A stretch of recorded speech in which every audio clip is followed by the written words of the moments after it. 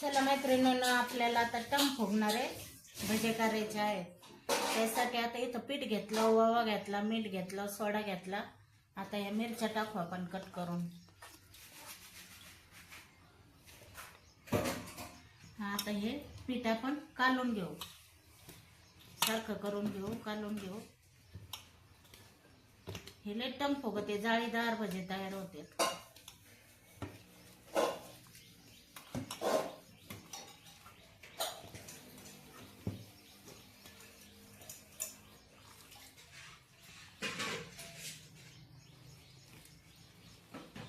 आता अशा पद्धतीने आपण पीठ कालवलं आहे.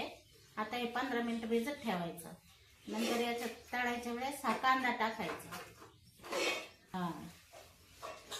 आता लगेच नाही घालायचं कांदा. आता याला 15 मिनिट भिजून देऊ आपण पिठाला.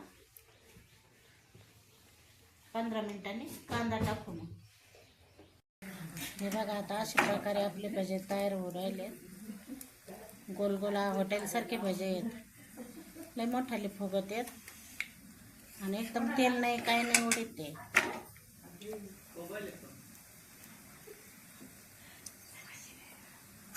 हे अशा प्रकारे आपले आता भजे तयार झालेले आहे.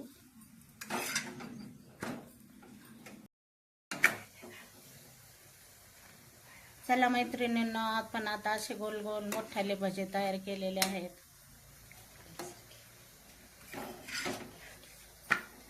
हॉटेल सारखे भजे केलेले आहे. आता अशा प्रकारे आपले भजे तयार झालेले आहे.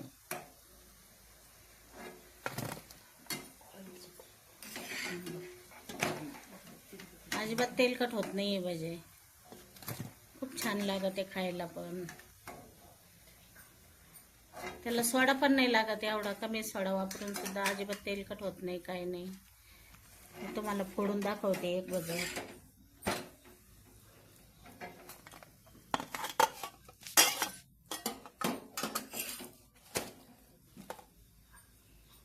हे बघा, असे भारी स्पंजी भजे तयार झालेले.